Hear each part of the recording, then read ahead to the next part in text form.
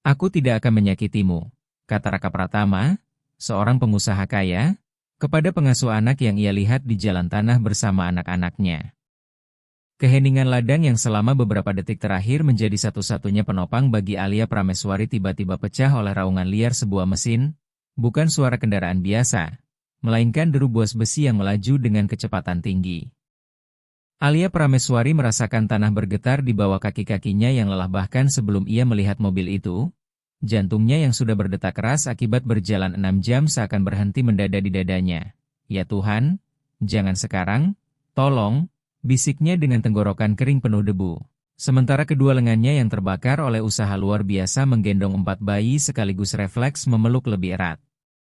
Keempat bayi kembar itu, gumpalan kecil kehangatan dan kehidupan, bergerak gelisah, dan salah satunya, Dimas Pratama, mengeluarkan erangan kecil, merasakan kepanikan yang memancar dari tubuh pengasuhnya. Alia Prameswari merapat ke pagar kayu tua, seolah ingin melebur dengan papan-papan lapuk dan menghilang, karena tak ada tempat untuk lari. Di belakangnya hanya rerumputan kering dan kilometer kehampaan, di depannya jalan tanah yang berubah menjadi perangkap. Sebuah mobil sport biru elektrik muncul tergelincir di tikungan, mengangkat tirai debu pekat yang menelan cahaya keemasan senja. Remnya berdecit keras hingga membuat Alia Prameswari menutup mata dan menundukkan kepala, menggunakan tubuhnya sendiri sebagai perisai manusia bagi bayi-bayi itu. Ia menunggu benturan, menunggu logam menghantam dagingnya. Namun mobil itu berhenti hanya beberapa meter di depannya dengan agresivitas yang mengisyaratkan bahaya. Dan keheningan kembali turun, kali ini berat, syarat ketegangan listrik, sementara Alia Prameswari mendengar mesin dimatikan dan bunyi klik pintu terbuka. Ia tak berani mengangkat wajahnya karena ia tahu siapa itu. Ia mengenali aroma parfum mahal bercampur bensin terbakar yang selalu menyertai Raka Pratama saat marah. "Di sana kau?" teriak Raka Pratama. Bukan pertanyaan melainkan vonis, membuat tubuh Alia Prameswari bergetar tanpa bisa dicegah. Punggungnya tersentak, dan bayi-bayi itu ikut gelisah. Hingga Raffi Pratama mulai menangis nyaring dan putus asa. Menusuk telinganya, sementara ia mencoba mengayun dan menenangkan dengan desis pelan. "Sayang, ini aku, pengasuhmu," namun bibirnya hampir tak bergerak karena teror membekukannya. Ia mendengar langkah kaki Raka Pratama, berat dan cepat, berderak di atas kerikil dan tanah kering. Setiap langkah seperti palu yang memukul menuju akhir takdirnya. Dan di benaknya berkelebat bayangan polisi, borgol, penjara, dan yang terburuk, senyum kemenangan Ibu Ratnawira Dewi saat merebut kembali anak-anak itu untuk melanjutkan penyiksaan. "Jangan bergerak," geram Raka Pratama dengan suara pecah oleh amarah. "Jangan sekali-kali kau berdiri." Hingga Alia Prameswari akhirnya mengangkat wajahnya dan melihatnya datang melalui air mata dan debu yang melayang. Raka Pratama dengan setelan biru rapi tampak seperti raksasa murka berlatar matahari terbenam. Wajahnya terdistorsi amarah. Melangkah lurus ke arahnya dengan tangan terkepal dan mata merah menyala, tidak melihat perempuan yang kelelahan, tidak melihat seragam art yang kotor oleh lumpur dan keringat, tidak melihat sepatu yang hancur, melainkan hanya melihat perempuan yang menurut cerita telah merampas satu-satunya hal yang paling berarti dalam hidupnya. Sementara Alia Prameswari mengatupkan gigi, merasakan berat 4 bayi di pangkuannya, berat yang membuat kakinya mati rasa namun tak akan ia lepaskan meski lengannya harus terpotong. Bayi yang mengenakan sarung tangan karet kuning, Bagas Pratama, tanpa memahami bahaya, mengulurkan tangannya ke arah pria yang mendekat.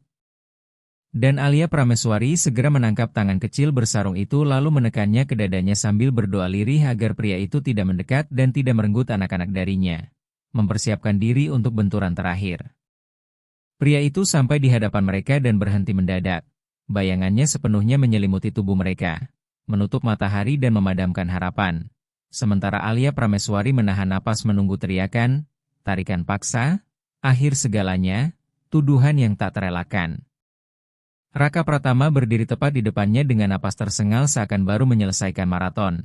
Dadanya naik turun keras di balik kemeja putihnya. Menatap ke bawah dengan campuran jijik dan tak percaya. Melihat perempuan yang pernah ia percayai, Alia Prameswari, duduk di tanah seperti gelandangan dengan 4 anaknya yang ia yakini telah diculik. "Kau pikir mau kemana?" sembur Raka Pratama dengan racun di setiap kata, menuduh bahwa ia mengira bisa berjalan sampai perbatasan sambil membawa 4 bayi. Lalu ia merendahkan tubuhnya tiba-tiba, menerobos ruang pribadi Alia Prameswari, membuatnya menyusut ke belakang hingga kepalanya membentur kayu pagar, namun tetap tak melepaskan pelukan pada anak-anak itu. Naluri Raka Pratama mendorongnya untuk meraih dan merebut anak-anak dari kegilaan ini. Tetapi ia terhenti beberapa sentimeter karena sesuatu dalam sikap Alia Prameswari. Cara ia menjelma menjadi benteng hidup di sekeliling bayi-bayi itu, membuatnya ragu sesaat. Serahkan mereka, perintahnya dengan tangan terulur menuntut, memaksa Alia Prameswari menyerahkan anak-anaknya sebelum ia melakukan kegilaan. Namun jawaban, tidak, meluncur kasar tetapi tegas dari mulut Alia Prameswari. Mengejutkan bahkan Raka Pratama, kepalanya digelengkan liar sementara air mata membersihkan jalur di wajahnya yang penuh debu. Menegaskan bahwa ia tidak akan menyerahkan mereka dan memerintahnya menjauh. Raka Pratama tertegun, tak percaya seorang pengasuh yang biasa menunduk dan patuh kini berani membentaknya, dan keberanian itu justru menyulut amarahnya semakin panas saat ia maju hingga lututnya hampir menyentuh kaki Alia Prameswari, menegaskan bahwa ia adalah ayah mereka dan menyebutnya kriminal serta penculik. Mengaku ibunya benar dan dirinya bodoh karena percaya padanya. Isak Alia Prameswari pecah dari perutnya yang terdalam saat ia memeluk Naira Pratama yang menangis histeris dan membalas bahwa ibunya berbohong serta Raka Pratama tidak tahu apa-apa, yang dibalas dengan pukulan tinju Raka Pratama ke tiang pagar tepat di samping kepala Alia Prameswari. Kayu berderak dan serpihannya beterbangan, membuat Alia Prameswari menutup mata menunggu pukulan ke wajahnya yang tak pernah datang. Karena Raka Pratama menarik kembali tangannya yang gemetar oleh amarah sambil memperingatkannya agar tidak berani berbicara tentang Ibu Ratnawira Dewi, menuduh bahwa ibunya lah yang memperingatkan tentang perhiasan dan uang brankas yang dicuri. Raka Pratama menoleh ke sekeliling mencari tas-tas rampasan dan koper penuh perak serta jam tangan. Tetapi yang ia lihat hanyalah tas kain murahan tergeletak di rumput dengan botol susu menyembul dan sebungkus popok terbuka. Kebingungan singkat yang segera tenggelam oleh adrenalin saat ia bertanya dengan suara rendah berbahaya di mana uang itu berada atau apakah rencananya menjual anak-anak. Menanyakan berapa harga anak-anaknya baginya. Sebuah tuduhan yang menghantam Alia Prameswari lebih keras. Dari tamparan fisik manapun hingga ia membuka mata dan untuk pertama kalinya menatap Raka Pratama langsung tanpa rasa takut, hanya dengan kekecewaan dan luka mendalam. Mempertanyakan dengan suara bergetar oleh kemarahan apakah ia benar-benar mengira dirinya akan memberi harga pada anak-anak itu. Alia Prameswari menekan bayi bersarung tangan kuning itu ke pipinya. Berbisik putus asa bahwa ia telah merawat dan mencintai mereka jauh lebih dari pria itu dan jauh lebih dari perempuan kejam yang tinggal di rumahnya, memohon agar Raka Pratama benar-benar melihat anak-anak itu demi Tuhan. Namun ketika ia mencoba mengangkat salah satu bayi untuk menunjukkannya, kedua lengannya yang mati rasa nyaris tak mampu bergerak, dan gerakan kasar itu membuat Bagas Pratama menjerit bukan dengan tangisan biasa melainkan jeritan nyeri fisik yang nyata. Raka Pratama mendengar jeritan yang berbeda itu dan naluri kebapakannya menyala melampaui amarah. Ia berteriak menanyakan apa yang telah dilakukan Alia Prameswari sambil mencengkeram lengannya kuat-kuat hingga jarinya menekan kulit. Bertanya mengapa bayi itu menangis seperti itu dan mengapa ia memakai sarung tangan cuci piring. Memerintahkannya melepaskan anaknya. Sementara Alia Prameswari berteriak bahwa ia sedang disakiti bukan karena lengannya, melainkan karena keputusasaan tak mampu. Menjelaskan dan memohon agar anak-anak itu tidak dibawa pergi karena jika mereka kembali, perempuan itu akan membunuh mereka, dan ia lebih memilih mati di tempat daripada melihat mereka kembali ke rumah itu. Raka Pratama menarik tubuhnya berusaha memisahkan anak-anak darinya dalam pergulatan yang mengerikan dan tak seimbang. Karena ia memiliki tenaga tetapi Alia Prameswari memiliki keputusasaan seekor singa betina yang melindungi anaknya meski mereka bukan darahnya.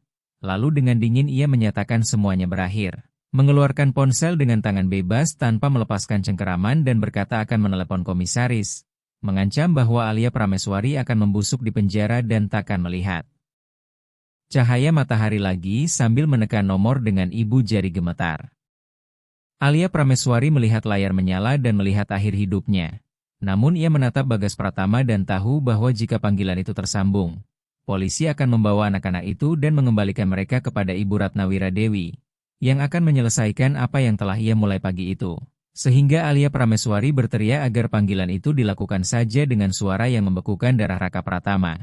Menghentikan perlawanan fisik dan menatapnya dengan intensitas menakutkan sambil menantangnya untuk memanggil polisi tetapi sebelum itu berani melihat apa yang ada di balik sarung tangan tersebut. Raka Pratama terhenti dengan jarinya di atas tombol panggil.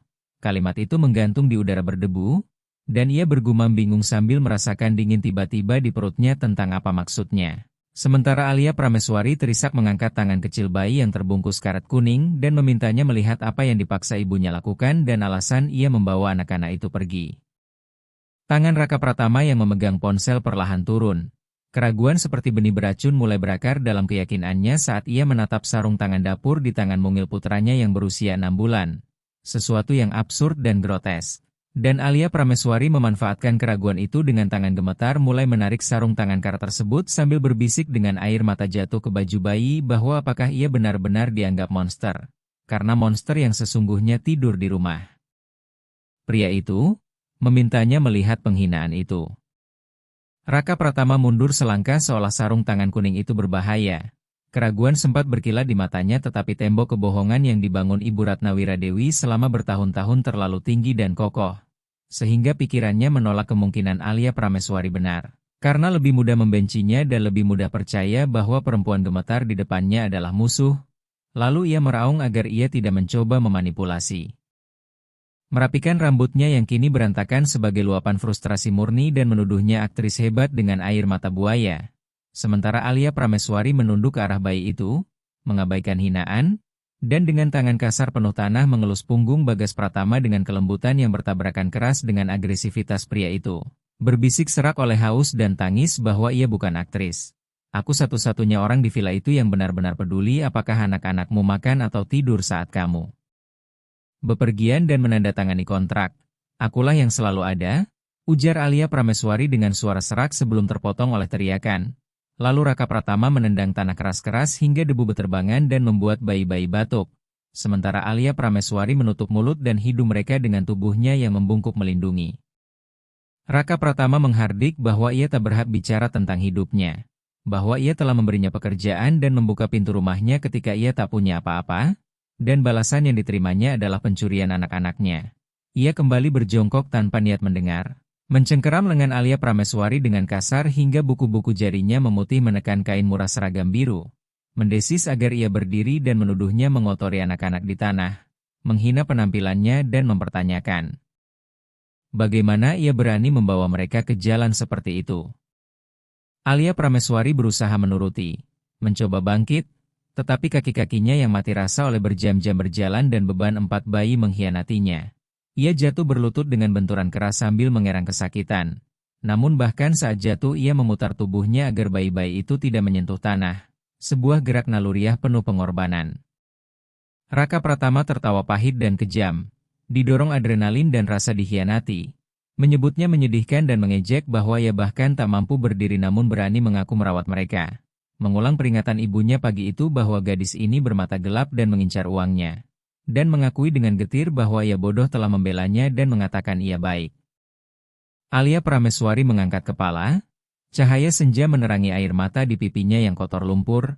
Ada martabat aneh dalam sikapnya yang kalah. Lalu ia menarik napas menyadari setiap kata bisa menjadi vonis dan berkata bahwa ibunya mengatakan ia menginginkan uang agar Raka Pratama tidak bertanya mengapa anak-anak selalu menangis setiap kali perempuan itu masuk kamar. Wajah Raka Pratama mengeras karena menyebut ibunya adalah batas terakhir. Ia menghentikan segalanya. Merogoh ponsel dengan gerakan cepat dan gelisah, menegaskan tak akan mendengar sepatah kata pun lagi dan bahwa belas kasih serta kesabaran telah habis. Lalu menekan 3 angka. Alia Prameswari melihat layar menyala dan tahu artinya. Polisi. Akhir. Sementara Raka Pratama berteriak ke telepon tanpa melepas tatapan dari dirinya dengan campuran benci dan kemenangan, memperkenalkan diri, mengatakan ia telah menemukannya di jalan tanah lama di utara bersama anak-anak, memerintahkan patroli dan ambulans untuk anak-anak saja dan agar dirinya dibawa langsung ke sel tergelap. Dunia Alia Prameswari terasa berhenti. Suara Raka Pratama terdengar jauh seperti dari bawah air. Ia menatap bayi-bayi yang terlelap tak sadar nasib mereka sedang ditentukan, dan ia tahu bila polisi tiba, anak-anak akan dibawa dan diserahkan kepada Ibu Ratna Wiradewi malam itu juga. Dan Alia Prameswari tahu dengan kepastian orang yang pernah menatap kejahatan bahwa perempuan itu takkan memaafkan. Ketakutan berubah menjadi kepanikan dan urgensi naluriah ketika Raka Pratama terus berbicara sambil membelakanginya dan melangkah menuju mobilnya dengan sikap menang. mengejek bahwa ia tergeletak tanpa melawan dan hanyalah gadis bodoh yang mengira bisa lebih cerdik dari mereka. Alia Prameswari menatap sarung tangan kuning di tangan Bagas Pratama. Satu-satunya bukti dan kesempatan, menyadari jika kebenaran tak terlihat sekarang maka takkan pernah. Lalu dengan permohonan putus asa ia meletakkan 3 bayi dengan lembut di atas rumput kering. Memastikan mereka aman, Alia Prameswari meraih Bagas Pratama, bayi yang mengenakan sarung tangan itu, dan dengan teriakan yang mengoyak tenggorokannya ia berdiri. Adrenalin menghapus rasa sakit di telapak kakinya yang berdarah. "Raka," teriaknya, untuk pertama kalinya memanggil nama itu tanpa sebutan apapun. Suaranya begitu mentah hingga Raka Pratama terkejut dan menurunkan ponsel sesaat. Lalu Alia Prameswari berlari ke arahnya bukan untuk melarikan diri melainkan untuk menyerangnya dengan kebenaran. Menerjangnya dengan putus asa, mencengkeram lapel jas biru bersihnya dengan tangan bebas hingga ternodai tanah. "Lepaskan aku!" teriak Raka Pratama sambil mendorongnya ke belakang. Ponsel jatuh ke tanah dan panggilan dengan komisaris tetap terbuka dengan suara logam keluar dari perangkat itu. "Kau gila? Jangan sentuh aku!" Namun Alia Prameswari tidak melepaskan, berpegang pada jasnya seperti orang karam pada papan. "Lihat anakmu!" raungnya sambil mengangkat Bagas Pratama ke depan wajah Raka Pratama. Bayi itu yang ketakutan oleh teriakan mulai menangis keras. "Lihat apa yang ada di tangannya. Kau bilang aku pencuri. Kau bilang aku menginginkan uang. Kalau aku mau uang aku akan membawa jam dan perakmu. Aku hanya membawa popok dan susu. Apa kau tidak melihatnya?" Raka Pratama mencoba memalingkan wajah dan mendorongnya lagi. Tetapi kekuatan Alia Prameswari terasa supranatural. "Lihat sarung tangannya," desaknya sambil menggoyang tangan kecil bayi itu di depan mata sang ayah. "Tanya aku mengapa bayi 6 bulan memakai sarung tangan cuci piring." "Tanyakan? Aku tidak tahu," teriak Raka Pratama kehilangan kendali. Topeng arogan pengusaha kaya itu retak. "Apa kau yang memakaikannya supaya tidak kotor? Kau sakit?" "Tidak," jawab Alia Prameswari sambil melepaskan lapel jas dan menggenggam tepi sarung tangan kuning itu. Jari-jarinya gemetar hebat. "Aku memakaikannya karena ibumu bilang mereka berbau. Katanya bawa orang miskin. Katanya harus didesinfeksi sebelum pesta amal."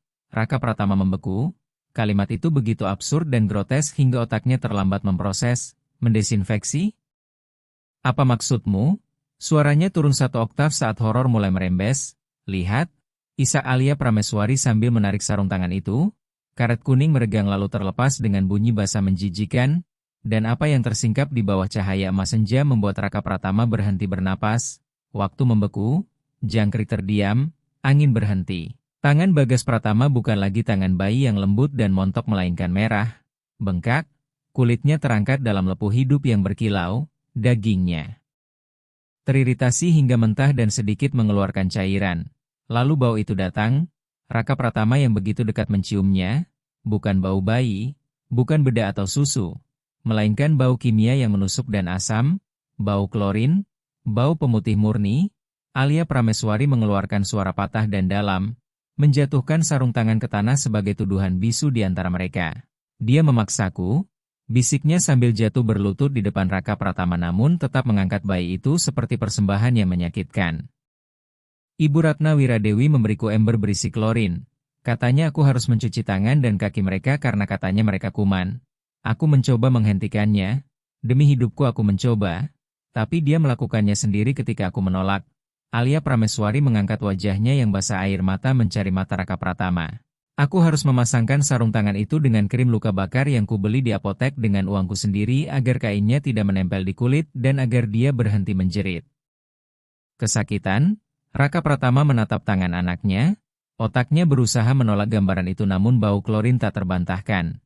Ia teringat botol-botol pembersih di lorong pagi itu, teringat ibunya menggosok tangan dengan kompulsif, teringat tangisan anak-anak yang ia sebut kolik, klorin. Kata itu keluar dari mulut Raka Pratama seperti muntahan. Sementara Alia Prameswari memukul tanah dengan tinjunya dan berteriak agar ia membawanya ke penjara. "Biarkan polisi datang, biarkan aku dikurung, tetapi demi apapun yang paling kau cintai di dunia ini, Raka Pratama, jangan biarkan perempuan itu menyentuh anak-anakmu lagi. Bunuh aku jika kau mau, tetapi selamatkan mereka," ucap Alia Prameswari, dan pengakuan itu menggantung di udara, berat dan mengerikan. Sementara ponsel di tanah terus mengeluarkan suara. menanyakan apakah Raka Pratama masih di sana dan memberitahu bahwa patroli sedang menuju lokasi. Namun Raka Pratama tak lagi mendengar polisi, ia hanya mendengar dentuman memekakan dari jantungnya sendiri yang pecah berkeping-keping saat menatap tangan kecil anaknya yang terbakar. Kesombongan sang jutawan lenyap digantikan horor murni seorang ayah yang terbangun di tengah mimpi buruk. Ponsel itu terus bergetar di antara batu-batu dengan suara logam yang jauh memperingatkan bahwa unit berjarak 2 kilometer dan memintanya tidak mendekati tersangka. Tetapi bagi Raka Pratama dunia luar telah padam. Suara angin, kicau burung, bahkan suara polisi menghilang. Semestanya menyempit menjadi sepotong kecil daging merah yang bengkak di tangan Bagas Pratama. Dan ia jatuh berlutut tanpa keputusan sadar. Kakinya tak lagi sanggup menopang berat kesombongannya sendiri. Lututnya menghantam tanah keras dengan bunyi kering yang merobek celana mahalnya. Namun ia tak berkedip. Matanya terbelalak terpaku pada luka bakar kimia yang berdenyut di kulit anaknya. Dengan tangan yang gemetar hebat, bahkan lebih dari Alia Prameswari, Raka Pratama mengulurkan jari ke arah luka itu, ingin menyentuhnya untuk memastikan ini bukan halusinasi akibat stres, tetapi berhenti beberapa milimeter. Panas yang memancar dari peradangan itu nyata, baunya nyata. Ia menundukkan kepala mendekatkan hidungnya ke tangan bayi itu, menghirup dalam-dalam seakan mencari racun, dan di sanalah baunya, tak terbantahkan, menyengat, aroma asam pemutih industri yang sama yang setiap pagi memenuhi lorong vilanya karena obsesi ibunya pada kemurnian. Klorin, bisik Raka Pratama, kata itu lolos dari bibirnya seperti kutukan, ini luka bakar kimia, dan Alia Prameswari yang sejak tadi menahan napas melepaskan isak tertahan. Melihat pria besar itu berlutut di debu berhadapan dengan kekejaman kenyataan memberinya secercah kekuatan. Ia berkata dengan suara cepat dan genting bahwa perempuan itu menyebut mereka kotor, mengatakan anak-anak dari perempuan yang melahirkan mereka membawa kotoran dalam darahnya. Memaksanya mengisi bak, bahwa ia membuang airnya saat tidak dilihat tetapi perempuan itu membawa botolnya sendiri. Botol murni itu, Raka Pratama. Raka Pratama mengangkat pandangan dan untuk pertama kalinya benar-benar melihat Alia Prameswari. Mata yang sebelumnya dingin dan penuh perhitungan kini merah, tergenang teror cair. Ia tak lagi melihat pencuri melainkan ketakutan di mata perempuan itu. Bukan takut penjara melainkan takut kepadanya. Takut ia sebagai ayah akan menyelesaikan apa yang nenek mereka mulai. Bayi di pelukan Alia Prameswari merengek dan mencoba menyembunyikan tangan kecilnya yang terluka ke dada pengasuhnya. Menjauh dari ayahnya sendiri, dan gerak itu, penolakan aluriah darah dagingnya yang mencari perlindungan pada seorang art, menusuk jantung Raka Pratama seperti belati. Ponsel di tanah kembali berbunyi memanggil namanya. Dan Raka Pratama bereaksi dengan kekerasan mendadak. Meraih ponsel itu dengan buku-buku jari memutih karena tekanan, sementara Alia Prameswari menyusut mengira ia akan dipukul dengan benda itu. Tetapi Raka Pratama tidak menatapnya. Ia menatap layar yang menyala menampilkan nama Komisaris Budi Santoso. Ibu jarinya melayang di atas tombol merah. Keraguan telah lenyap dan kepastian membakarnya hidup-hidup karena jika polisi tiba sekarang mereka akan melihat seorang penculik, membawa anak-anak itu pergi dan menyerahkannya kepada Ibu Ratnawira Dewi. Ibunya, perempuan terhormat sang matriark masyarakat, dan malam itu juga anak-anaknya akan kembali ke neraka. Maka Raka Pratama menutup panggilan, dan keheningan yang menyusul memekakan. Karena ia bukan sekadar memutus telepon melainkan memutus aliansinya dengan hukum, dengan ibunya, dengan hidup lamanya. Biarkan aku melihat yang lain, kata Raka Pratama dengan suara serak dan asing seolah tenggorokannya berisi pecahan kaca. Tidak, Alia Prameswari mundur merangkak di tanah sambil melindungi 3 bayi lainnya dengan tubuhnya. Menolak menyerahkan mereka karena takut ia akan membawa mereka kepadanya. Hingga Raka Pratama memukul tanah dengan tinju mengangkat debu dan berkata ia perlu melihat, perlu tahu apa lagi yang telah dilakukan. Dan kata, tolong, yang terucap memecahkan penghalang. Sebab selama 2 tahun bekerja di villa itu, Alia Prameswari tak pernah mendengar kata itu darinya. Yang ada hanya perintah. Perlahan, dengan tangan gemetar hingga nyaris tak terkoordinasi, Alia Prameswari menyingkap selimut tua yang menutupi kaki kecil Naira Pratama, dan Raka Pratama merangkap berlutut tanpa peduli batu-batu yang menusuk kulitnya melalui kain celana. Mendekat dengan kelembutan yang tak terbayangkan dari pria setegang itu. Mengangkat telapak kaki bayi itu dan melepas kaus kaki kotor. Memperlihatkan kulit pergelangan yang merah, teriritasi, terkelupas hingga mentah, bukan kotoran melainkan akibat Digosok dengan sikat berbulu keras dan bahan kimia abrasif, membuat Raka Pratama mual. Rasa pahit naik ke mulutnya hingga ia harus menahan diri dengan satu tangan di tanah dan menundukkan kepala agar tak pingsan. Kilasan tentang ibunya menyerbu benaknya seperti film horor. Ibu Ratna Wiradewi tersenyum di jamuan amal. Berkata anak-anak itu butuh disiplin dan kebersihan. Memandang jijik saat mereka mengotori gaun sutranya. Dan ia sadar ia bukan sekadar buta melainkan absen. Luka-luka di punggung Raffi Pratama? Bisik Alia Prameswari menunjuk bayi ketiga yang tidur gelisah. Bukan alergi sabun seperti kata dokter yang ibumu bawa. Itu luka bakar. Ia mengoleskan alkohol murni saat mereka menangis. Katanya itu mensterilkan. Dan Raka Pratama memejamkan mata saat raungan gutural hewani terbentuk di dadanya. Bukan teriakan menyerang melainkan suara seorang pria yang menyadari ia telah meninggalkan anak-anaknya pada serigala. Ia berdiri mendadak terhuyung seperti orang mabuk. Berjalan berputar sambil mencengkeram rambutnya putus asa.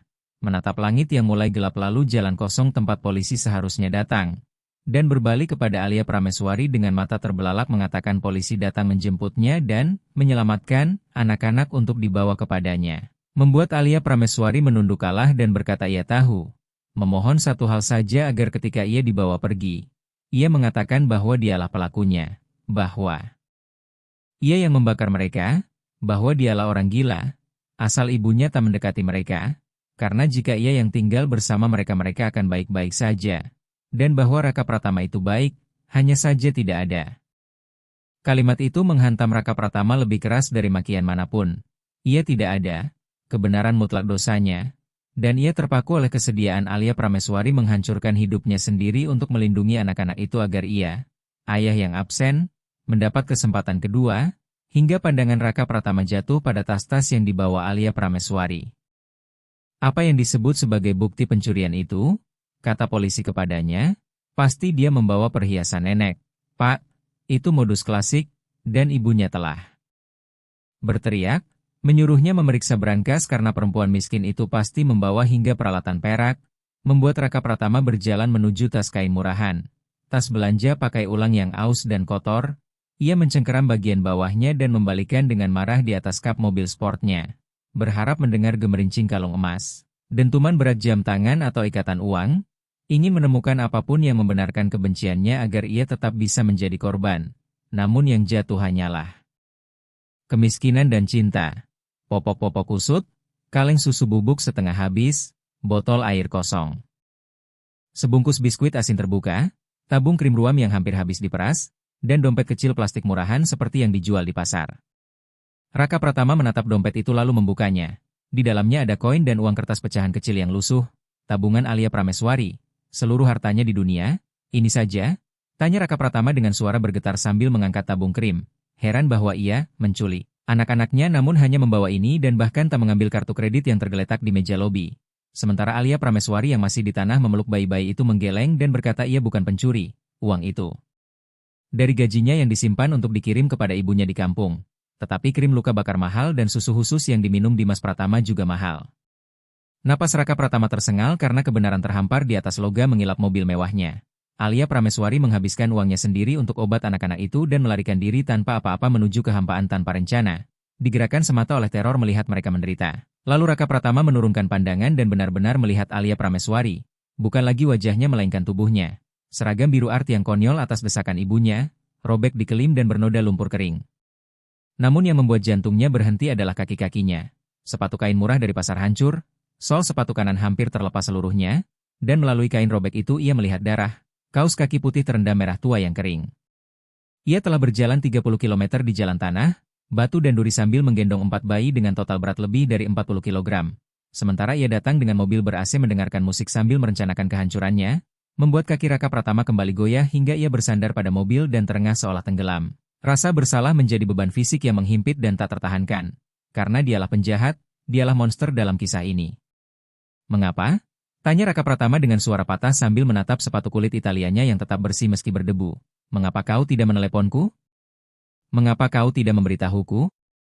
Alia Prameswari mengangkat wajah, mata besar dan sedihnya menancap padanya, mengatakan ia sudah mencoba 3 kali minggu lalu ketika Raka Pratama pulang dari perjalanan dan mencoba berbicara di ruang kerjanya. Membuat Raka Pratama memejamkan mata memaksa ingatan mundur. mengingat dirinya meninjau kontrak saat Alia Prameswari masuk dengan gugup dan meremas-remas tangan. Raka Pratama, aku perlu bicara tentang anak-anak, kata Alia Prameswari, dan ia mengingat jelas bagaimana pria itu kala itu. Hanya mengibas tangan tanpa menatapnya, menyuruhnya pergi karena sibuk dan memintanya berbicara kepada ibunya jika ada kekurangan di dapur. Sehingga Alia Prameswari melanjutkan tanpa nada menuduh, hanya dengan kesedihan tak berujung, bahwa ketika ia mencoba bersikeras pintu ditutup di depan wajahnya dan ia diberitahu bahwa ia dibayar justru agar Raka Pratama tak perlu memikirkan urusan rumah tangga. Membuat Raka Pratama menutup wajah dengan kedua tangan dan erangan lolos dari tenggorokannya. Karena itu memang kata-katanya, ia telah menukar keselamatan anak-anaknya dengan kenyamanan, menjual perannya sebagai ayah demi keheningan, hingga ia meluncur duduk di bemper mobil dengan hancur, bertanya pada dirinya sendiri apa yang telah ia perbuat, lalu menatap anak-anak itu dan melihat Dimas Pratama, yang biasanya selalu tersenyum. Kini memandangnya dengan curiga dari pangkuan Alia Prameswari, tidak mengenalinya sebagai ayah karena bagi Dimas Pratama kata ayah adalah hampa, sementara dunianya, keamanan, makanan, cinta, semuanya datang dari perempuan 23 tahun dengan kaki berdarah itu. Auman sirene dari kejauhan memecah momen, mendekat cepat, membuat Raka Pratama tersentak tegak karena realitas menghantamnya kembali. Polisi, ia yang memanggil, ia yang menyebut Alia Prameswari berbahaya. Jika mereka tiba dan melihatnya seperti ini, ia akan diborgol, dilempar ke mobil patroli, anak-anak dibawa pergi dan Ibu Ratna Wiradewi menang. Raka Pratama menatap Alia Prameswari dan melihat kepanikan kembali ke matanya saat sirene makin dekat. Sementara Alia Prameswari mulai mengumpulkan popok dengan canggung, bersiap menyerahkan diri untuk pengorbanan terakhir, hingga Raka Pratama berkata tegas, tidak, dengan suara baru yang mantap lahir dari abu egonya yang terbakar, menyuruhnya berhenti, bangkit. Menanggalkan jas mahalnya dan melemparkannya ke tanah berdebu lalu menggulung lengan kemeja putihnya, membuat Alia Prameswari memandang bingung dan terpaku oleh perubahan energi itu saat Raka Pratama mendekat bukan dengan amarah melainkan tekad menakutkan. Berjongkok di hadapannya tanpa peduli kotoran pada celananya dan meminta dengan rendah hati agar ia menyerahkan Bagas Pratama dan Naira Pratama karena Alia Prameswari tak mungkin menanggung semuanya sementara kakinya bahkan tak sanggup berjalan. Dan ketika Alia Prameswari tergagap menyebut polisi, Raka Pratama memaki untuk pertama kalinya bahwa polisi dan ibunya tak berarti apa-apa dan tak seorang pun akan menyentuh Alia Prameswari. Lalu ia menatap ke jalan tempat lampu biru mulai memantul di pepohonan. Rahangnya menegang. Transformasi telah dimulai, sang jutawan mati di jalan tanah itu dan seorang ayah baru saja lahir. Raka Pratama memerintahkan dengan lembut agar semua naik ke mobil, menempatkan Alia Prameswari di kursi depan bersamanya, menertawakan lirik keberatan Alia Prameswari tentang jok kulit yang kotor sambil berkata bahwa mobil itu tak sebanding dengan nilai dirinya. Menggenggam erat tangan kotor dan kapalnya, lalu mengangkat dua bayi dengan kikuk namun mantap, menempelkan mereka ke kemeja putihnya tanpa peduli popok Naira Pratama basah atau ingus Bagas Pratama mengotori bahunya. Berkata, kita pulang, sambil membantu Alia Prameswari berdiri. Ketika ia menjerit kesakitan saat menapak, Raka Pratama tanpa ragu melingkarkan lengannya di pinggang Alia Prameswari menopang hampir seluruh berat badannya. Ke rumah? Tanya Alia Prameswari dengan suara gemetar ketakutan. Ke rumahnya? Dan Raka Pratama menatap Cakrawala dengan mata gelap berkilat janji perang lalu menjawab bahwa ya, mereka akan pulang tetapi itu bukan lagi rumahnya. Bersumpah atas hidup anak-anaknya bahwa malam ini keadilan akan ditegakkan, sementara pergeseran kekuasaan terasa ketika lampu biru dan merah mobil patroli menyapu ladang kering dan mewarnai adegan dengan kilatan keras, sirene meraung lalu mati mendadak saat kendaraan resmi itu mengerem di belakang mobil sport Raka Pratama, mengangkat gelombang debu kedua yang bercampur senja. Alia Prameswari menegang oleh refleks bertahun-tahun merasa lemah, melihat pintu patroli terbuka dan dua polisi turun dengan gerak taktis agresif. Komisaris Budi Santoso bertubuh kekar dan berwajah tegang, keluar dengan tangan di sarung pistol meski belum mencabutnya. Sementara rekannya yang lebih muda dan gugup mengeluarkan pistol mengarah ke tanah siap diangkat, berteriak memerintahkan tangan di atas dan menjauh dari anak-anak, membuat Alia Prameswari berdebar panik karena kedua lengannya memeluk Bagas Pratama dan Naira Pratama. Bimbang antara mengangkat tangan atau melindungi bayi-bayi itu hingga perintah diulang lebih keras dan ia menutup mata serta membungkuk. Menutupi mereka sambil memohon agar tidak menembak, tepat saat bayangan Raka Pratama berdiri di antara dirinya dan senjata-senjata itu. Raka Pratama tidak mengangkat tangan dan tidak menyusut. Ia melangkah langsung ke arah para polisi dengan amarah dingin terkendali yang lebih menakutkan daripada teriakan. Kemeja putihnya bernoda lumpur dan ingus anak-anaknya, rambutnya acak oleh angin. Namun wibawanya seperti kaisar menuntut wilayahnya, memerintahkan mereka menurunkan senjata hingga polisi muda ragu dan menurunkannya beberapa sentimeter. Sementara Komisaris Budi Santoso mengenalinya seketika dan terperangah melihat jutawan itu melindungi perempuan yang sebelumnya ia laporkan sebagai penculik berbahaya. Ketika Komisaris Budi Santoso menyuruhnya menyingkir dan memberi isyarat agar rekannya maju memborgol Alia Prameswari, borgol logam berkilat di bawah lampu. Raka Pratama mendorong dada polisi muda itu hingga terhuyung dua langkah dan hampir jatuh. Menimbulkan keheningan mutlak karena mendorong polisi adalah kejahatan. Membuat polisi muda meraih tongkat dan Komisaris Budi Santoso menegang dengan tangan mencengkeram pistol sambil menegaskan bahwa Raka Pratama yang memanggil mereka dan menuduh perempuan itu berbahaya, namun Raka Pratama tidak bergeser sejengkal pun, berdiri mengangkang mencipta perisai manusia tak tertembus di depan Alia Prameswari dan bayi-bayi itu, lalu berkata dengan tenang tajam bahwa ia telah keliru.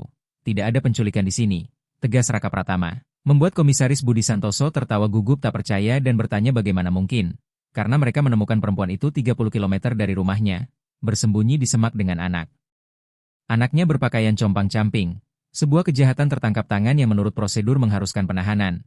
Namun Raka Pratama meraung agar mereka menyingkirkan prosedur itu sambil mendekatkan wajah ke Komisaris Budi Santoso dengan agresi yang memaksa polisi itu mundur refleks, lalu menunjuk ke belakang pada Alia Prameswari yang masih di tanah, gemetar. Dengan kaki berdarah jelas terlihat melalui sepatu kainnya yang robek, menantang apakah perempuan seperti itu tampak sebagai kriminal internasional. Suaranya pecah bukan oleh takut melainkan amarah pedih, menegaskan bahwa perempuan itulah satu-satunya alasan anak-anaknya masih hidup hari ini. Alia Prameswari mendongak terkejut karena seumur hidupnya tak pernah ada yang membelanya di hadapan otoritas. Selalu ia yang disalahkan dan tak terlihat, dan mendengar Raka Pratama, orang yang 10 menit lalu ingin memenjarakannya, berjuang untuknya dengan keganasan itu meruntuhkan bendungan emosi di dadanya. Komisaris Budi Santoso tergagap menyebut laporan. Namun Raka Pratama memotong tegas bahwa ia mencabut laporan, tidak ada pencurian dan tidak ada penculikan, hanya salah paham rumah tangga. Ia yang meminta Alia Prameswari membawa anak-anak berjalan-jalan dan mobil satunya rusak. Sebuah kebohongan yang absurd karena tak ada mobil lain dan mereka berada di tengah ketiadaan. Namun diucapkan dengan keyakinan dan bobot nama serta rekeningnya hingga seketika menjadi kebenaran resmi.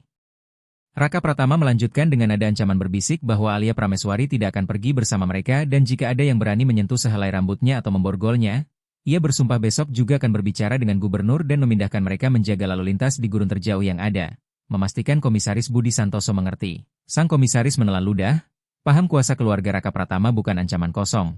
Menatap Alia Prameswari, bayi-bayi yang menangis, lalu sikap menantang Raka Pratama, menghela napas dan memberi isyarat agar rekannya menyarungkan senjata.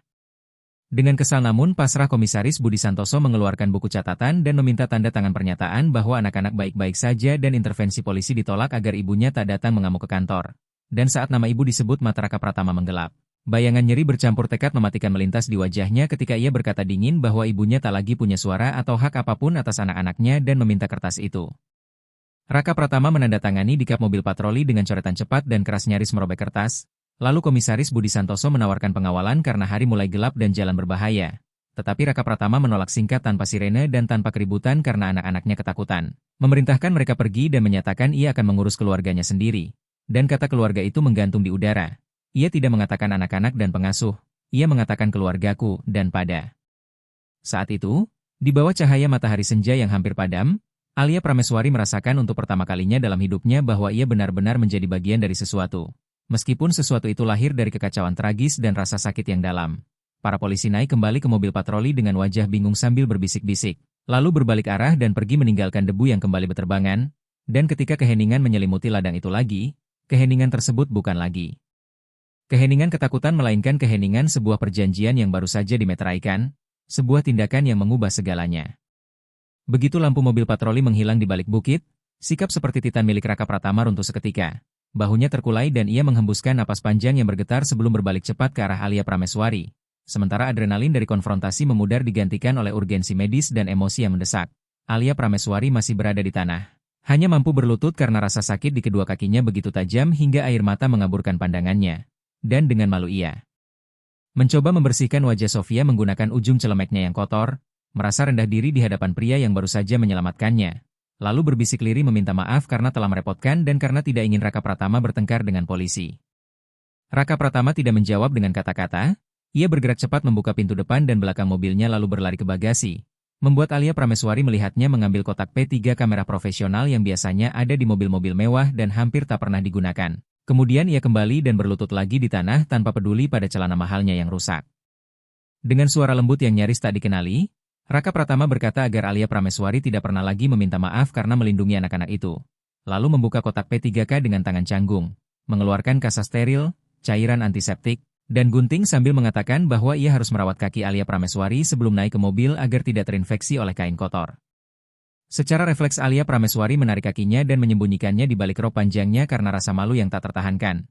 Membayangkan pria yang selalu berbau parfum mahal dan tak pernah menyentuh sesuatu yang kotor harus melihat, bahkan menyentuh, kaki-kakinya yang luka dan berdarah. Lalu ia tergagap menolak sambil berkata bahwa ia bisa mencucinya nanti di rumah dan meminta agar Raka Pratama tidak mengotori tangannya. Raka Pratama berhenti bergerak dan menatap matanya dengan pupil yang membesar, gelap, penuh emosi mentah, lalu mengulurkan tangannya. Tangan yang dulu memberi perintah dan menandatangani cek, dan membiarkannya menggantung di udara. Menunggu, meminta izin, memohon agar ia diizinkan melakukannya karena ia membutuhkannya. Alia Prameswari mengerti bahwa itu bukan hanya tentang dirinya, melainkan tentang Raka Pratama yang perlu menyembuhkan dirinya sendiri dengan membersihkan darah yang disebabkan oleh kelalaiannya. Sebagai bentuk penebusan, perlahan, dengan gemetar. Alia Prameswari mengulurkan satu kaki. Dan Raka Pratama memegang pergelangan kakinya dengan kelembutan ekstrim seolah memegang patung kaca yang retak. Memotong kain sepatu murah yang menempel di kulit akibat darah kering hingga Alia Prameswari mengerang tertahan saat kain itu dilepaskan. Sementara Raka Pratama berulang kali berbisik meminta maaf sambil menuangkan antiseptik, membersihkan tanah dan darah dengan tangan besarnya yang penuh ketelatenan, sangat kontras dengan keparahan luka. Mengakui bahwa semua ini adalah kesalahannya, lalu membalut kaki itu dengan kasa putih bersih. Alia Prameswari berbisik bahwa itu bukan sepenuhnya salahnya karena ia tidak tahu.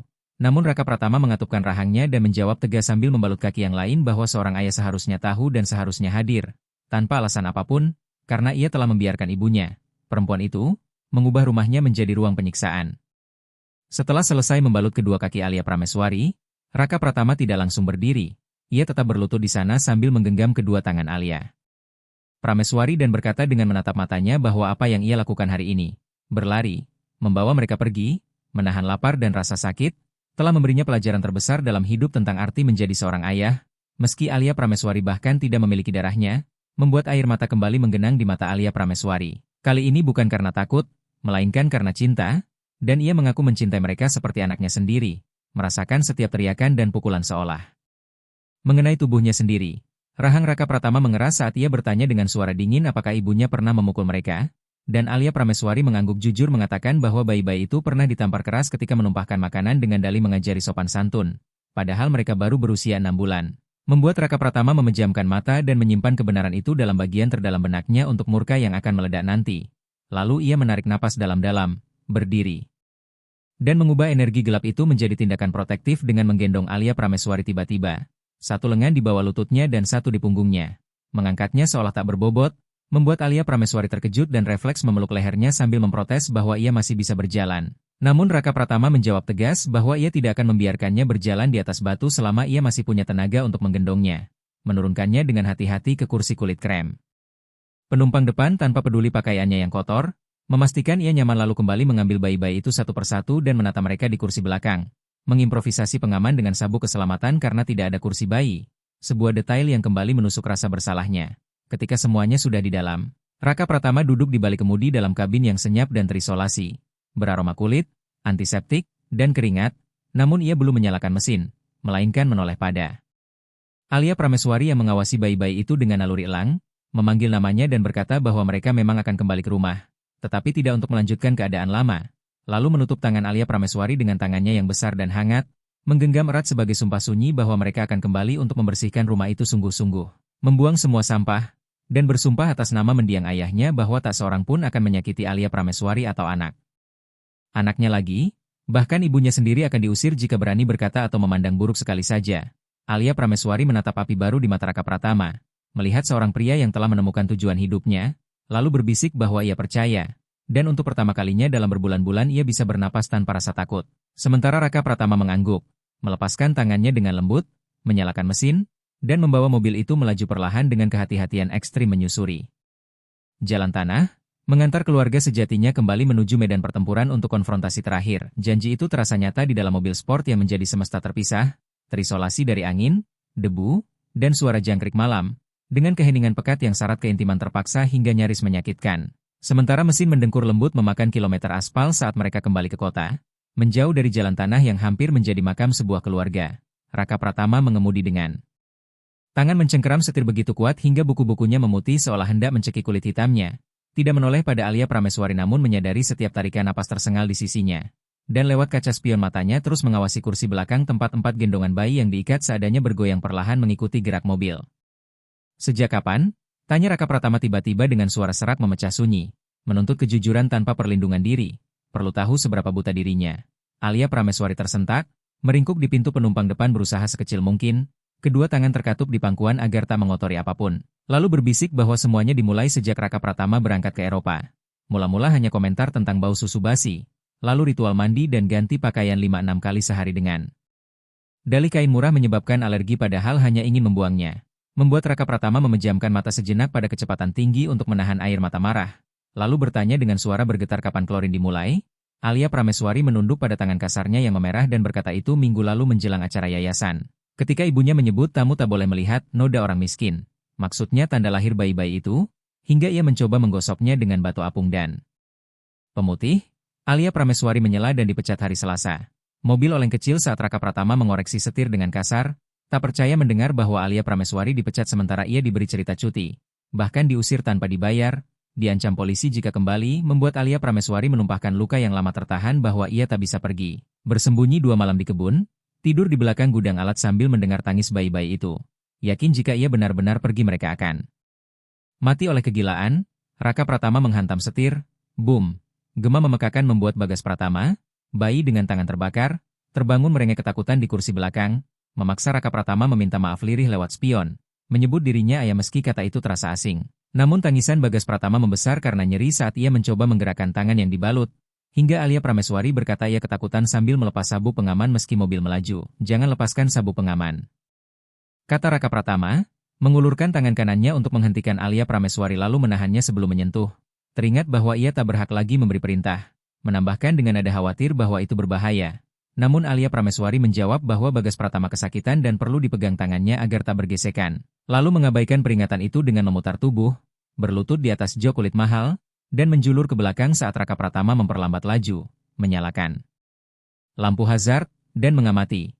Dengan gerakan menyakitkan Alia Prameswari meraih tangan kecil Bagas Pratama, dan begitu bayi itu merasakan sentuhannya. Kasar namun penuh cinta, tangisnya berhenti. Mata kecilnya terpejam mencari penghiburan pada satu-satunya ibu yang ia kenal, membuat Raka Pratama berbisik agar melihat mereka sambil merasakan hatinya terbelah dua, mengakui bahwa anak-anak itu takut padanya dan memuja Alia Prameswari. Sementara Alia Prameswari menjawab lembut tanpa celah bahwa bayi tak mengerti uang, hanya mengerti siapa yang menggendong saat demam dan siapa yang bernyanyi saat guntur, membuat Raka Pratama menelan ludah dengan simpul di tenggorokan yang tak tertahankan dan mengaku lirih bahwa ia tak pernah bernyanyi. Menyangka tugasnya sebagai ayah hanyalah membayar tagihan dan menyediakan rumah serta pakaian terbaik, mengulang pola ayahnya yang tak pernah memeluknya.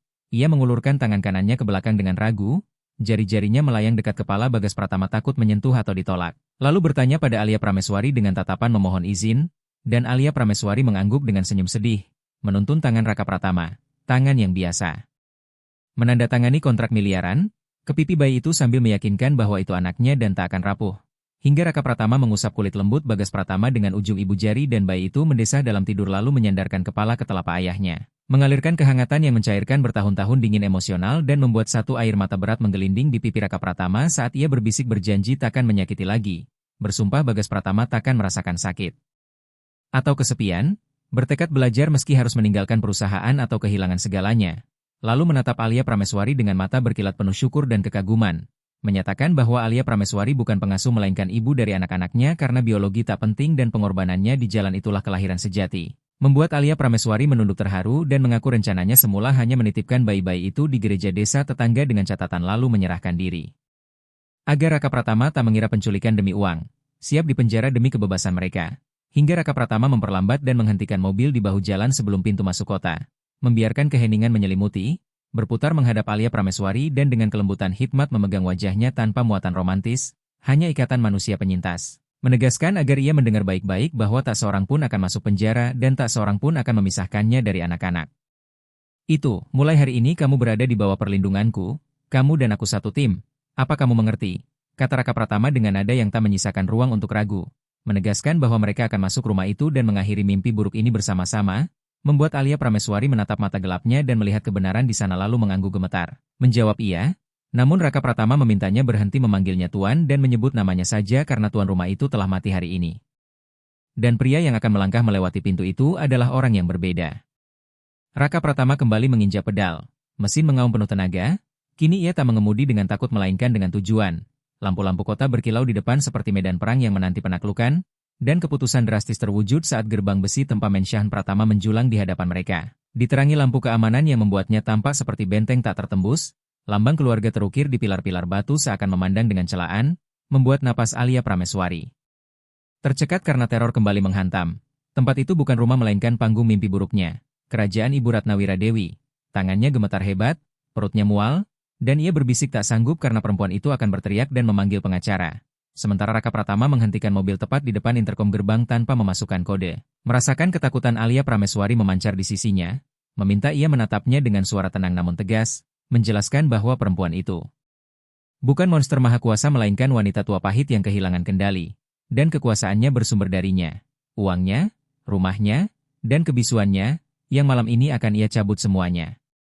Raka Pratama mengeluarkan ponsel dan menelepon kepala keamanan rumah, Ramdan, memerintahkan dengan suara setajam pisau agar gerbang dibuka sekarang dan seluruh staf, dapur, kebersihan, keamanan, dikumpulkan di aula utama dalam 2 menit, lalu menutup telepon tanpa menunggu jawaban. Sementara gerbang berat itu terbuka perlahan dengan dengung listrik dan Raka Pratama melaju masuk sebagai pemilik yang menuntut kembali haknya, bukan pencuri malam.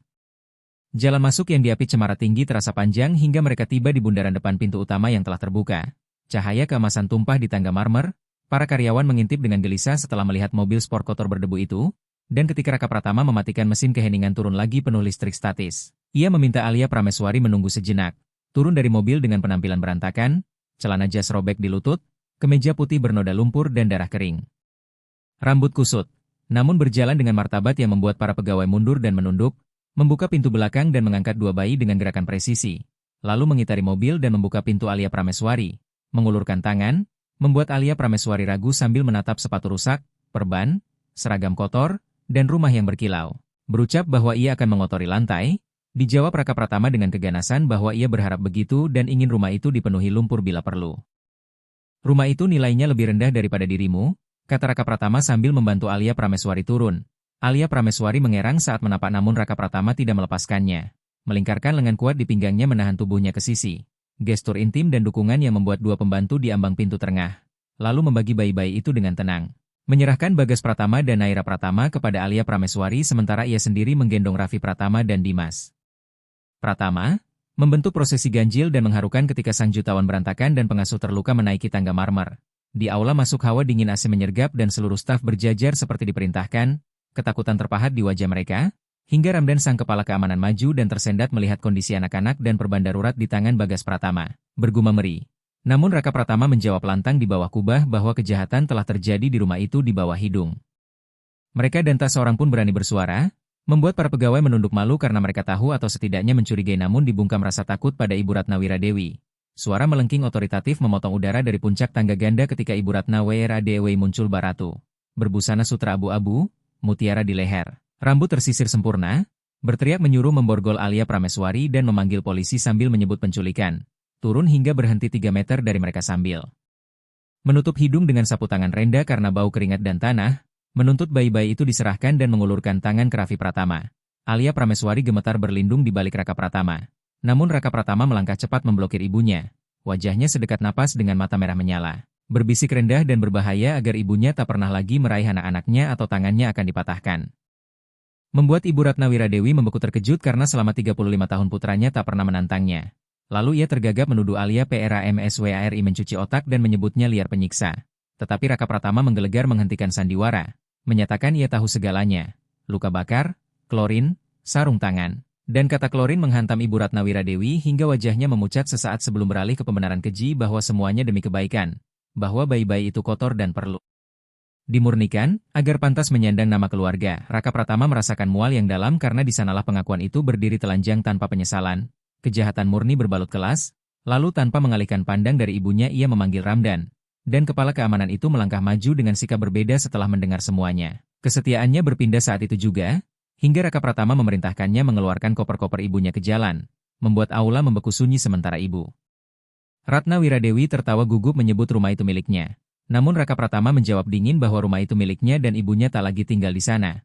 Memberi waktu 10 menit sebelum dikeluarkan paksa, memicu jeritan kehilangan kendali dari Ibu Ratnawira Dewi yang menuntut bakti anak dan meludahi Alia Prameswari serta bayi-bayi itu. Tetapi Raka Pratama menoleh sejenak pada Alia Prameswari. Kotor, terluka, memeluk anak-anak dengan cinta, lalu kembali pada ibunya dan berkata ia mengusirnya.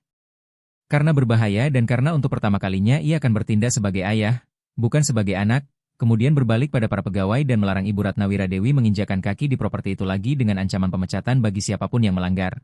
Menunjuk Alia Prameswari sebagai nyonya baru rumah itu dengan kata-katanya menjadi hukum. Disambut paduan, ya, Pak.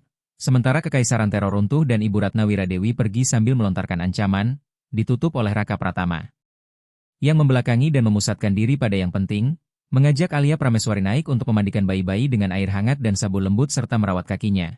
Hingga mereka menaiki tangga bersama meninggalkan bunyi tumit yang memudar ke kegelapan. Di kamar mandi utama, spa terlarang yang dulu tak boleh disentuh.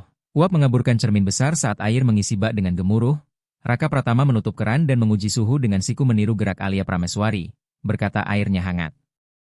Dan meminta bayi pertama, tekadnya untuk menyingkirkan kotoran itu jelas. Sementara Alia Prameswari berdiri dengan susah payah di atas kaki berbalut perban dan menyerahkan Bagas Pratama sambil memperingatkan dengan suara bergetar agar hati-hati dengan sabun karena luka akan membuatnya menjerit. Dan Raka Pratama mengangguk menelan ludah lalu menggendong putranya dengan lembut. Begitu Bagas Pratama disentuh, tubuh kecil itu langsung menegang dan bau klorin yang masih melekat di kulitnya bercampur dengan uap air, menciptakan aroma kimia yang membuat perut Raka Pratama mual. Lalu dengan tangan gemetar ia mulai melepas pakaian bayi itu dan di bawah lampu halogen kamar mandi kebenaran tampak jauh lebih mengerikan daripada di jalan. Bukan sekadar noda merah, melainkan daging terbuka, kulit terkelupas di lipatan paha, lepuhan pecah di punggung. Hingga Raka Pratama terengah mundur setapak hampir menabrak wastafel sambil berbisik ngeri bahwa ini bukan disiplin melainkan penyiksaan. Bagas Pratama menangis panik saat udara dingin menyentuh kulitnya, mengaitkan ketelanjangan dengan rasa sakit yang dulu ditimpakan neneknya. Dan Raka Pratama panik memasukkannya ke air terlalu cepat sehingga jeritan bayi itu makin memilukan. Membuat Raka Pratama kacau mencoba mengangkat lalu menurunkan lagi sambil berteriak ketakutan bahwa ia menyakitinya dan tak tahu caranya. Hingga Alia Prameswari bergerak naluriah, berlutut di sisi bak mandi mengabaikan nyeri lututnya, menyuruh dengan lembut. Namun tegas agar bayi tidak diangkat karena air akan menenangkan asalkan dipegang mantap. Menjelaskan bahwa bayi merasakan ketakutannya dan jika Raka Pratama gemetar ia akan mengira akan jatuh.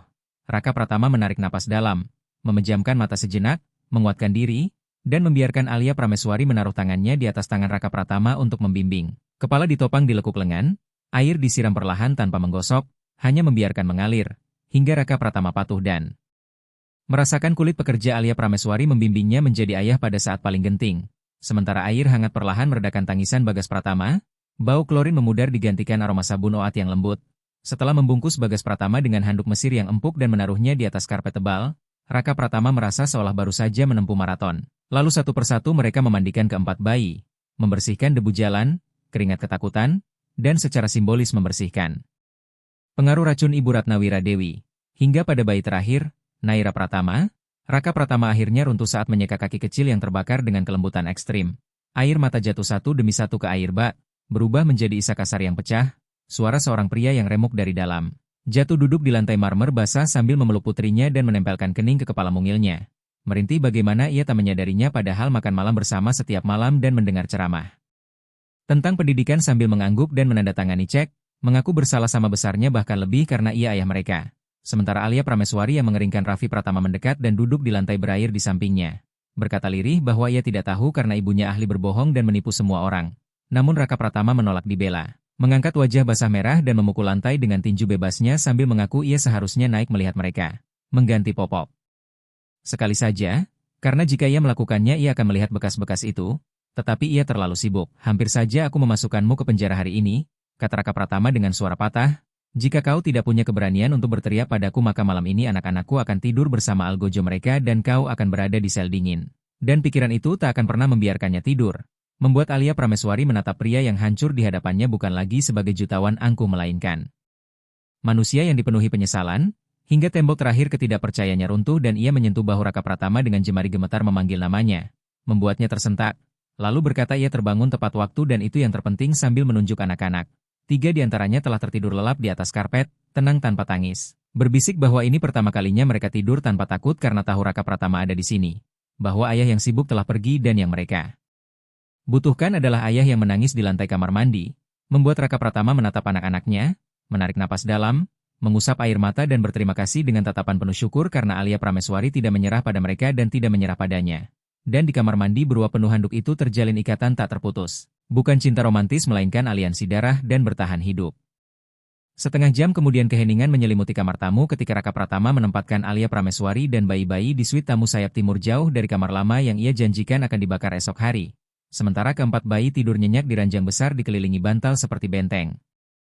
Alia Prameswari duduk di kursi beludru mengawasi mereka, dan Raka Pratama masuk membawa nampan makanan serta kotak apotek, menyuruhnya makan karena ia belum menyentuh makanan seharian dan pasti dehidrasi.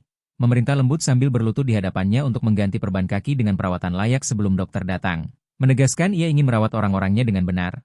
Alia Prameswari menggigit sandwich dengan tangan gemetar sementara Raka Pratama membuka perban kotor dan melihat. Luka terbuka dengan rahang mengeras, bergumam bahwa ia berjalan 30 km seperti itu dan menyebutnya perempuan terkuat yang pernah ia kenal. Lalu sambil mengoleskan salep dingin ia berbicara tanpa menatap. Fokus seolah melakukan operasi terpenting dalam hidupnya. Raka Pratama melanjutkan dengan suara tenang bahwa Ramdan telah memastikan ibunya pergi. Sempat mencoba membawa mobil perusahaan namun dicegah dan akhirnya pergi naik taksi. Lalu ia berhenti sejenak memotong plester sebelum menambahkan bahwa semua kunci dan kode keamanan telah diganti serta kartu kredit tambahan diblokir, membuat Alia Prameswari tersedak cemas dan berbisik apakah itu tidak terlalu kejam karena bagaimanapun ia ibunya. Namun Raka Pratama mengangkat wajah dengan ketegasan dingin dan berkata bahwa saat botol klorin itu dipegang, haknya sebagai ibu dan nenek gugur. Ia tidak akan dibiarkan terlantar, akan diberi tunjangan dasar di apartemen jauh dari sini. Namun tak akan pernah lagi menginjak rumah ini. Atau berkuasa atas siapapun. Lalu dengan kelembutan ia menyelesaikan balutan kaki kiri Alia Prameswari dan menambahkan bahwa ia juga memecat kepala rumah tangga Ibu Marta karena tahu namun diam. Dan semua yang bersalah karena bungkam pergi hari ini, membuat Alia Prameswari merinding merasakan keadilan jatuh cepat dan tanpa ampun. Dengan suara nyaris tak terdengar ia bertanya tentang dirinya. Takut pada ketidakpastian karena tak punya tempat lain dan tak ingin meninggalkan anak-anak. Hingga Raka Pratama berhenti, meletakkan kaki Alia Prameswari di pangkuannya dengan hati-hati, menatapnya mantap dan berkata ia tidak pergi kemanapun kecuali jika ia sendiri menginginkannya. Dan ketika Alia Prameswari buru-buru mengatakan tak ingin pergi, Raka Pratama memutuskan ia tinggal, bukan sebagai pengasuh. Seragam itu telah ia bakar di perapian 10 menit lalu, melainkan sebagai penanggung jawab pengasuhan, tangan kanannya, mitranya, otoritas moral keluarga ini yang menentukan apa yang mereka makan, ke sekolah mana, dan kapan tidur. Sementara ia akan menyediakan dan belajar menjadi ayah.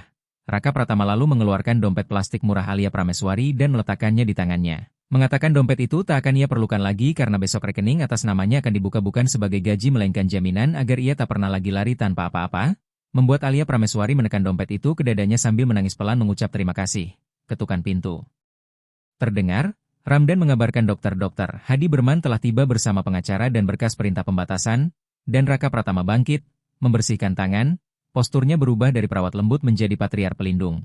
Memerintahkan mereka masuk dan menyiapkan gugatan perdata untuk mendokumentasikan setiap luka dan luka bakar agar bila ibunya mencoba memperebutkan hak asuh, bukti-bukti membuatnya malu keluar rumah, lalu menoleh pada Alia Prameswari sebelum pergi dengan lembut menyuruhnya beristirahat karena hari ini semua melayaninya.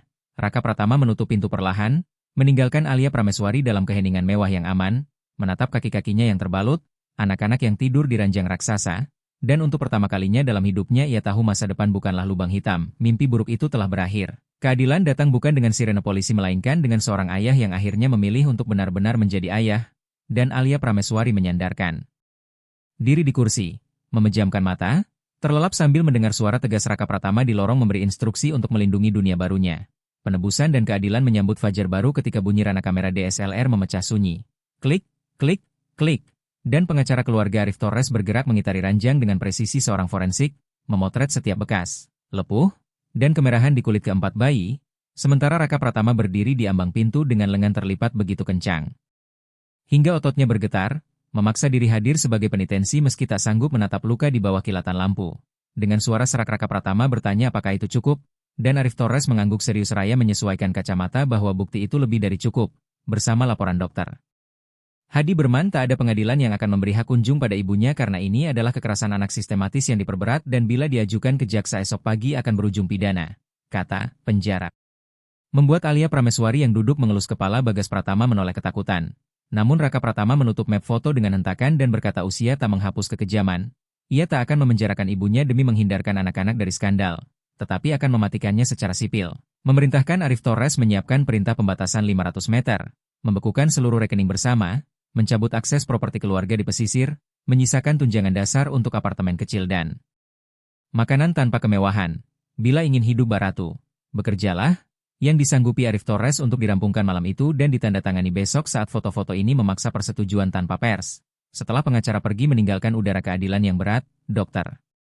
Hadi Berman yang merampungkan salep khusus di punggung Raffi Pratama berdiri dan menenangkan Raka Pratama bahwa mereka akan pulih karena bayi punya kemampuan regenerasi luar biasa dan bekas fisik akan memudar dalam bulan-bulan perawatan. Sementara Alia Prameswari bertanya lirih tentang luka di dalam, dijawab sang dokter dengan senyum sedih penuh harap bahwa itu sembuh dengan pelukan. Dan kini pelukan akan berlimpah. Ketika dokter pergi rumah tenggelam dalam ketenangan yang belum pernah ada, bukan sunyi menekan ketakutan melainkan sunyi damai. Raka Pratama mengunci pintu sebagai simbol perlindungan terakhir lalu duduk di sisi Alia Prameswari. Menyadari ketegangannya dan memberi jarak beberapa sentimeter agar ia nyaman, berkata lembut bahwa ia perlu tidur sementara ia akan berjaga. Menjaga malam agar esok lahir tanpa rasa takut. Aku tidak bisa tidur. Raka Pratama, Alia Prameswari mengoreksi dirinya dengan suara pelan, mengaku takut jika memejamkan mata ia akan kembali terbangun di jalan tanah atau mendengar bunyi tumit itu di lorong. Hingga Raka Pratama menghela napas dan menenangkan bahwa perempuan itu tak akan kembali karena Ramdan sudah mengganti semua kode 1 jam lalu dan besok mereka akan benar-benar mengubah. Rumah ini membuat Alia Prameswari bingung sampai Raka Pratama menjelaskan bahwa mereka akan menyingkirkan semua yang berbau dirinya. Perabot tua, tirai berat yang menahan cahaya. Karena ia ingin matahari masuk dan rumah ini menjadi rumah, bukan museum. Pagi berikutnya bukanlah istirahat melainkan hiruk-pikuk. Janji ditepati ketika pukul 8 tim pindahan tiba, Alia Prameswari dengan kaki yang lebih rapi dibalut dan sepatu empuk yang dibelikan mendesak memimpin dari ruang tamu sambil menggendong Naira Pratama, sementara Raka Pratama bukan berdiri dengan jas dan kopi melainkan mengangkat perabot, terlihat memikul kursi Victoria berat dengan lengan tergulung dan berkeringat. Ditegur Alia Prameswari agar tak mencederai punggungnya. Namun Raka Pratama Tengah menjawab ia perlu melakukannya sendiri sambil melempar kursi ke kontainer di depan sebagai terapi fisik. Setiap perabot ibunya yang keluar mengurangi beban di hatinya, ia mengosongkan ruang kerja tempat uang dihitung dan ruang makan formal yang dulu melarang anak-anak. Hingga puncaknya siang hari saat Raka Pratama masuk dapur membawa kalengket putih dan roll, menjelaskan kamar anak-anak akan dicat ulang dari abu. Abu batu yang murah menjadi warna pilihan Alia Prameswari, yang sambil menyuapi Dimas Pratama tersenyum lebar tanpa takut untuk pertama kalinya dan memilih biru langit dengan awan karena mereka suka menatap langit di taman. Disepakati Raka Pratama, dan sore pun berlalu dengan mengecat. Sang jutawan yang belum pernah memegang kuas berakhir dengan cat di rambut, hidung, dan celana, sementara Alia Prameswari duduk di kursi putar memberi arahan sambil tertawa. Anak-anak di atas selimut menyaksikan. Ayahnya bekerja untuk pertama kali. Bagas Pratama tertawa melihat ayahnya meringis saat tetes cat jatuh ke dahi. Suara tawa bening itu lebih berharga bagi Raka Pratama daripada kontrak manapun. Ia menaruh roll, berjongkok dan menggelitik perut Bagas Pratama dengan hati-hati sambil berjanji tak akan pergi kemanapun.